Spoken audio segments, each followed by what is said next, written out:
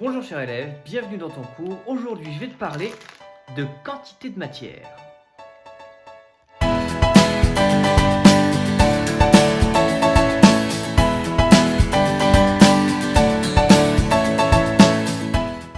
Nous sommes donc en chimie et on attaque tout de suite le chapitre 4 qui s'appelle la quantité de matière.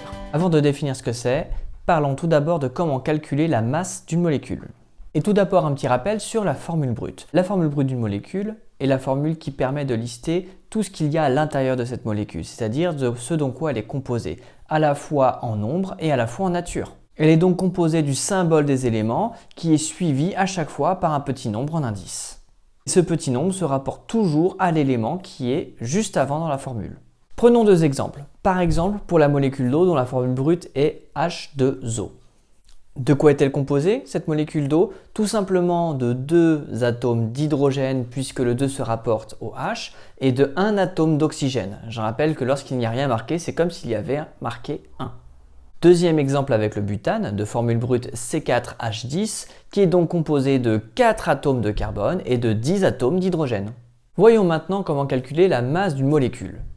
Eh bien c'est assez simple, la masse d'une molécule va être tout simplement la somme de la masse de ce qui la constitue. Prenons un exemple avec un sac de légumes. Si jamais vous avez un sac de légumes qui est constitué de patates et de carottes, eh bien la masse totale du sac, ça va être la masse totale des patates plus la masse totale des carottes. Ou encore la masse d'une patate fois le nombre de patates, plus la masse d'une carotte fois le nombre de carottes. Reprenons l'exemple avec la molécule d'eau. Je vais vous indiquer que la masse de H2O, c'est-à-dire de la molécule d'eau, est égale à 2 fois la masse de l'hydrogène, puisqu'il y a 2 hydrogènes à l'intérieur de la molécule d'eau, plus 1 fois la masse de l'oxygène, puisqu'il y a un atome d'oxygène à l'intérieur de la molécule d'eau.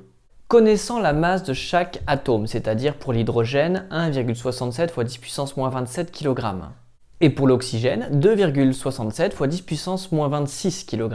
Et bien en posant le calcul, on obtient que la masse d'une molécule d'eau, c'est de 3,01 fois 10 puissance moins 26 kg. Effectivement, c'est une toute petite masse, tout simplement parce qu'on parle d'une molécule, c'est-à-dire une entité qui est vraiment microscopique, voire même plus que microscopique. On a pu donc déterminer la masse d'une molécule. Cela va nous permettre tout simplement de compter le nombre de molécules dans un échantillon. Eh bien, le nombre de molécules, c'est tout simplement la masse totale de l'échantillon divisée par la masse d'une molécule. C'est comme encore une fois avec un sac de patates. Si vous avez un sac de patates qui pèse 10 kg et que vous savez qu'une patate pèse 2 kg, eh bien vous savez qu'il y a 5 patates dedans, 10 divisé par 2. La masse totale du sac divisée par la masse d'une patate. Prenons tout de suite un exemple en essayant de compter le nombre de molécules qui est à l'intérieur de cette bouteille d'eau. Cette bouteille d'eau a une masse de 1,5 kg. Et je sais qu'une molécule d'eau a une masse de 3,01 fois 10 puissance moins 26 kg, on l'a calculé dans l'exemple précédent.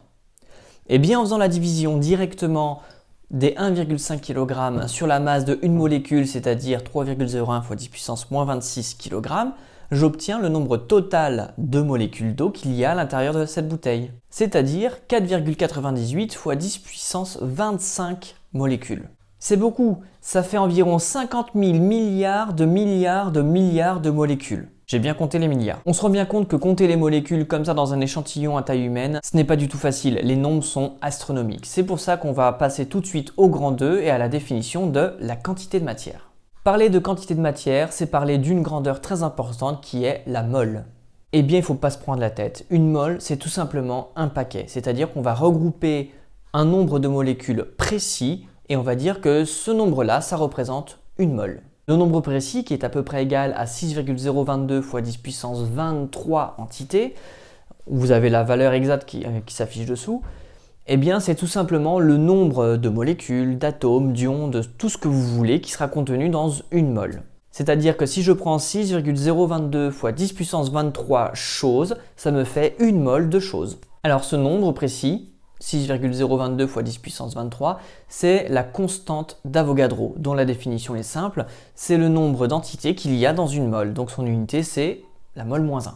Revenons dans notre petit 2 à notre histoire de dénombrement. Eh bien ce qu'on va appeler la quantité de matière, qui va se noter petit n et s'exprimer en mol, c'est l'unité MOL, eh bien c'est tout simplement le nombre de moles, c'est-à-dire le nombre de paquets d'entités qu'on a réussi à dénombrer. Attention, ne confondez pas n minuscule et n majuscule. N minuscule sera la quantité de matière, alors que n majuscule sera le nombre d'entités. Et ce qui permet de relier ces trois grandeurs, c'est que petit n, la quantité de matière, c'est tout simplement grand N, le nombre d'entités, sur NA, la constante d'Avogadro. C'est encore une histoire de proportionnalité de sacs de patates. Vous pouvez tout simplement vous dire que si jamais vous avez 15 patates et qu'un sac contient 5 patates, eh bien vous savez très facilement qu'il y aura 3 sacs de patates. Vous divisez le nombre total de patates par le nombre de patates qu'il y a dans un sac. Eh bien c'est exactement la même chose avec la quantité de matière. Reprenons l'exemple avec la bouteille d'eau. Combien de moles y a-t-il à l'intérieur de cette bouteille ? Eh bien, il suffit de diviser le nombre de molécules qu'il y a à l'intérieur de cette bouteille, qu'on a déterminé précédemment, c'est-à-dire 4,98 fois 10 puissance 25, par la constante d'Avogadro, c'est-à-dire 6,022 fois 10 puissance 23. Et on obtient un résultat de 82,7 moles. Je peux donc dire que la quantité de matière contenue dans cette bouteille d'eau est de 82,7 moles. Eh bien voilà, le cours est terminé, j'espère que tu as bien compris ce qu'était la quantité de matière et la mole. C'est aussi simple qu'un sac de patates, tu l'as bien vu. N'hésite pas à poser tes questions dans les commentaires ou à tous les liens qui sont dans la description, et puis à la prochaine!